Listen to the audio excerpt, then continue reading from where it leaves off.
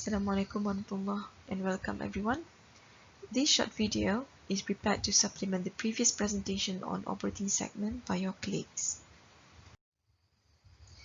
In this presentation, we will look at the overview of operating segment under MFRS 8, the justification for separate disclosure, the steps taken to identify operating segment and reportable segments, and what to disclose once the identification finalized. We will also have a peek into disclosure by a public limited company to illustrate the disclosure. For everything discussed in this video, I would like to give credit to PwC for its practical guide on operating segment, EY for its implementation guidance for IFRS 8, IFRS Community, OpenTuition.com, and Fraser and Neve Holding Berhad for their annual reports. To start this conversation, we might want to understand why there is a need for operating segment. The standard stated that the core principle of MFRS 8 is to disclose information for users that enables them to evaluate the nature and financial effects of the business activities in which it engages and the economic environments in which it operates. These segments are deemed to be the most important segments to an entity, and thus by providing this information, an entity would assist the users further into deciding the economic and financial decision in relation to the company. Sounds good, isn't it? In order to identify the most important segments, the standard provides the definition as well as aggregation criteria of an operating segment. From here, if an entity have identified the segments, it then should assess them using the quantitative thresholds before deciding are they worth a separate disclosure as reportable segments. In reporting the reportable segments, the standard also provides other matters to be considered. And finally, what to be disclosed for those reportable segments. Your colleagues have discussed why there is a need to report separately the operating segment for all to see in the financial statement, either from the point of view of the standard setters or the company themselves. I'm not going to discuss that again, but I would like to highlight that the very core principle of operating segment has become a major criticism of IFRS 8. Previous standards on operating segment IAS 14 was very prescriptive on what an entity should disclose and deemed as what necessary for stewardship and external user decisions. However, in IFRS 8, some disclosures are at the discretions of the management, that it was termed management approach, favoring the preparers over users. However, the fact that operating segments was required in the first place when IAS 14 was published, it cut both ways. It is good that companies provide this detailed information. Perhaps users can see that although a company reported a loss, not all of its segments are at loss. That would be very soothing to shareholders to know that some segments did make money, thus profit, and perhaps have potential to generate more profits in the future. But having disclosed those detailed information that previously only available to managements of the company could also put the firm in jeopardy, as those information may be used by competitors to analyze the company and plan their strategy against the company. Like I said, it may cut both ways.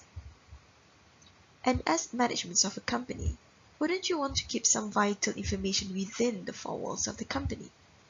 Sometimes, those at the top would see the overall operations of the company significantly different from those at the bottom level of the company, simply because they have access to information surrounding the company and the environment where it operates that might not be available to those at the bottom. And perhaps even if those information were made available, not everyone could actually understand the extent of the impact on action taken based on the information to the company unless you see the bigger picture. Let me just leave you at that.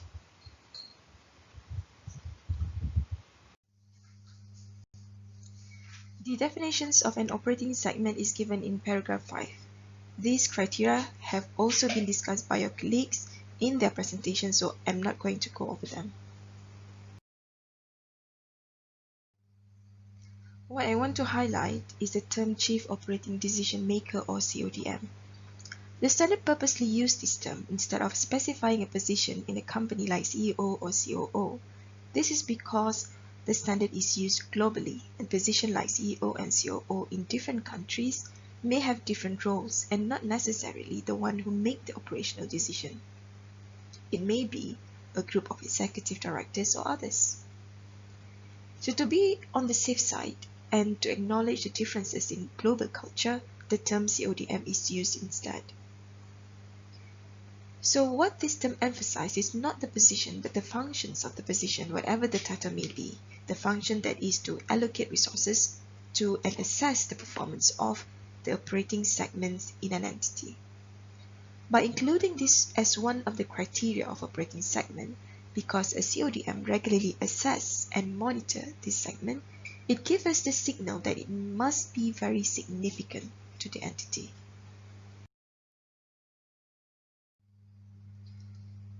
Ernst & Young, in its guideline, came up with the steps in identifying the operating segments based on the definitions as shown here. First, we need to identify the CODM of the entity. This requires assessment of functions or roles played by the top management. Then we assess all components in the entity on whether they can generate revenue and incur expenses from its business activities. If not, then it is not an operating segment, because for it to be significant and worthy of separate disclosure, it must generate revenue and not just incur expenses like cost centers do. If the answer is yes, then we ask, are the components' operating results regularly reviewed by the CODM as a basis for resource allocation and performance assessment? If the answer is no, exclude them. But if the answer is yes, then we assess whether there is discrete financial information available for the component. Unless the discrete financial information is available, we could not disclose them separately.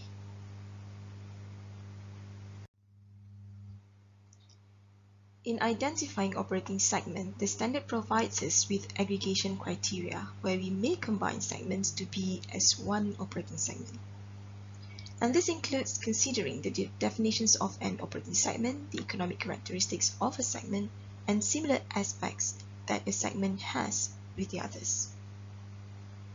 Similar aspects could be assessed by the products and services, the production process, the type of customers, perhaps local consumer versus foreign consumers, or its niche market versus the general market, the method of distributing the goods and services, like in-store versus online, and the regulatory environment where perhaps certain countries do regulate the way our product is marketed or packaged and so on. Through this aggregation criteria, we may decide on whether a segment should be combined with other segments before we assess them with the quantitative thresholds and identify them as reportable segments or segments that are significant enough to be separately disclosed. However, please remember that this aggregation is not mandatory, so you may assess the segments individually even if they may have similar aspects. The quantitative thresholds are stated in paragraph 13 of the standard, and basically the focus is on the segment's revenue. Is it constitute 10% or more of all segments combined? Or on the reported profit or loss? Is it 10% or more of the greater between the combined profit of all segments that did not report loss and the combined loss of all segments that reported loss? Note that instead of using the phrase segments that reported profit, it emphasized on those that did not report loss instead. This is to accommodate for those in between. And we could also assess the segment's assets. Are they constitute 10% or more of the combined assets of all segments? If the answer is yes to any of these, not necessarily all of these, we then identify that segment as reportable segment. Still, the standard stated that operating segments that do not meet any of the quantitative thresholds may be considered reportable and separately disclosed if management believes that information about the segment would be useful to users of the financial statements. To illustrate, let us look at these segments. Segment A, B, D, and E satisfy the revenue and assets requirements. Segment C satisfies the requirement for assets. And segment F satisfies the requirements for profits. Therefore, these segments are all reportable segments by the quantitative thresholds. Other ways for operating segments to be still identified as reportable segments are stated in paragraph 14 to 16, while paragraph 17 to 19 include other considerations with regard to the reportable segments. First, we may combine information of non-reportable segments to produce a reportable segment if the operating segments have similar economic characteristics and share a majority of the aggregation criteria listed in paragraph 12. Second, if the total external revenue reported by reportable segments constitute less than 75% of the entity's revenue, we can add more operating segments as reportable segments, even if they do not meet the criteria in paragraph 13, until we reach at least that 75% requirement. And third, information about other business activities and operating segments that are not reportable shall be combined and disclosed in an all other segments category separately. In addition, in relation to subsequent year where an operating segment is no longer identified as reportable segment, but management judged that to identify it as reportable segment is of continuing significance, information about that segment shall continue to be reported separately in the current period, even if it no longer meets the criteria for reportability in paragraph 13. Similarly, in prior period as comparative information, if operating segment is identified as a reportable segment in the current period in accordance with the quantitative thresholds, segment data for a prior period presented for comparative purposes shall be restated to reflect the newly reportable segment as a separate segment, even if that segment did not satisfy the criteria for reportability in paragraph 13 in the prior period, unless the necessary information is not available and the cost to develop it would be excessive. Information for prior periods shall be restated as described in paragraph 29 and paragraph 30. From these considerations, we can imagine that more segments could be included as reportable segments, and it may become too lengthy since each segment must be disclosed separately. The standard did not set a limit to that. However, it does state that if, by considering all of these others into consideration, the reportable segments become more than 10, we need to judge if our own practical limit has been reached. So in short, in deciding to report reporting segments separately in our financial statements, paragraph 13 is not the only way. Other matters that need to be considered can also be a means where an operating segment becomes reportable segment or could be reported separately. Your colleagues have shared a chart by IFRS Community, and I am sharing the one from PwC. Both charts are available in Pshablas, so you may have a copy and see if they help you with your decision on reportable segments.